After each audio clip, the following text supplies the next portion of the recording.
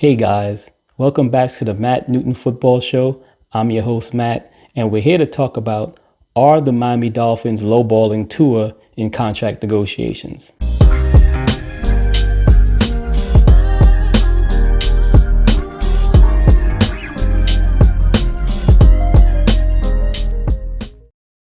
If you're Tua Tagovailoa, you have to feel disrespected by the Miami Dolphins.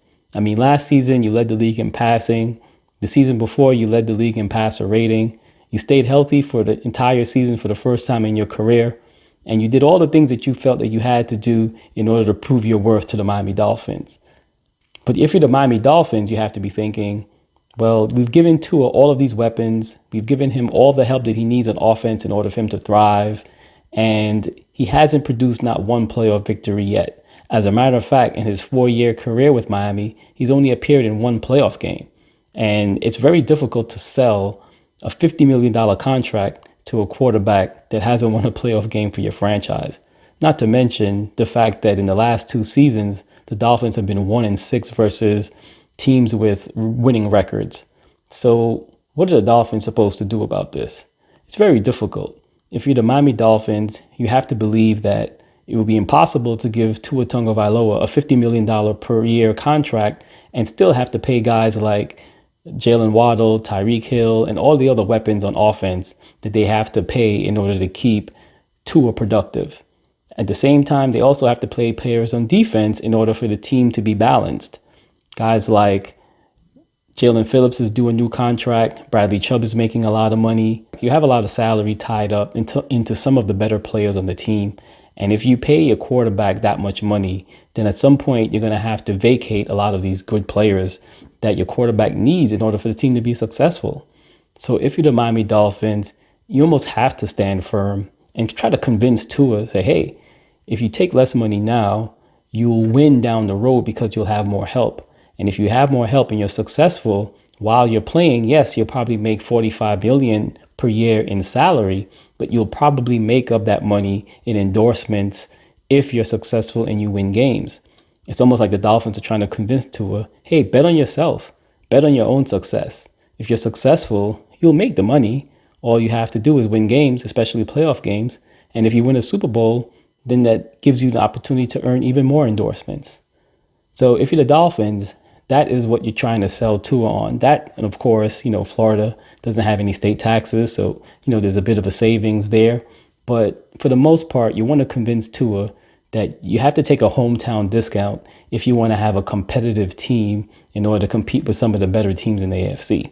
And even with the teams that they've had in the last couple of years, the Dolphins haven't really done a good job competing against the best teams anyway. Hey guys, if you're liking this video, hit the like button. Also, hit the subscribe button to get the latest content here on the Matt Newton Football Show.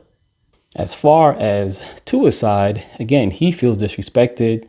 He's looking at some of the quarterbacks that were his own draft class. Guys like Joe Burrow, guys like Justin Herbert, they already have new deals. Guys like Trevor Lawrence, who's drafted after him, he's gotten a new deal. Jared Goff has gotten a new deal this offseason. So Tua's looking around and saying, hey, what's the matter with me? Am I chopped liver? Why can't I get a contract when all of these other guys are already getting contracts? So it's very difficult for Tua to understand. But in a way, he has to kind of like understand his own limitations and understand that, the team needs to build a strong team around him in order for him to be successful.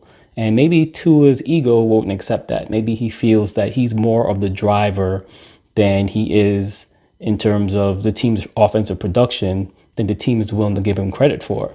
And if that's how he feels, you really can't blame him. These are professional athletes. They have egos. That's what makes them so great. But at the same time, someone has to be in his corner and tell him, say, hey, you have to work with the team so they can work with you. They have to give you talent in order for you to be successful. Without the talent, it will be very difficult for Tua to carry a team on his own. And I think that's the biggest concern about the Miami Dolphins. If we took away Tyreek Hill because we can't afford to pay him, we take away Jalen Waddle because we can't afford to pay him, and we shift all that salary over to Tua, can Tua lift us and take us to the playoffs? Can he carry us and carry the team to get them where they need to be? And I think the answer is, from the most part, the Miami Dolphins and probably teams all around the league feel the same way, that, he's not really the kind of guy who can do that. And that's probably why the Dolphins are having such difficult negotiations. So both sides are kind of like in an impasse right now. I don't know if it's going to be worked out before training camp or after training camp. But the fact of the matter is the Dolphins need to do something with Tua in order to keep their quarterback happy going into the regular season.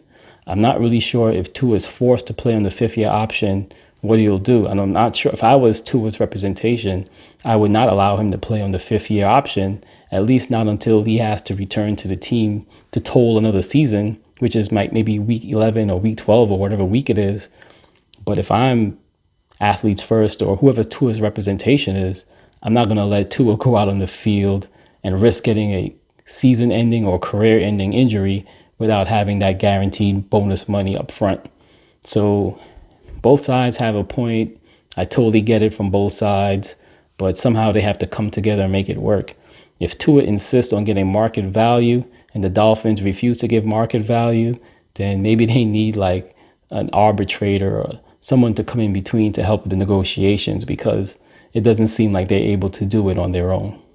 So that's it for this video. Thanks for watching. And if you like this video, hit the like button.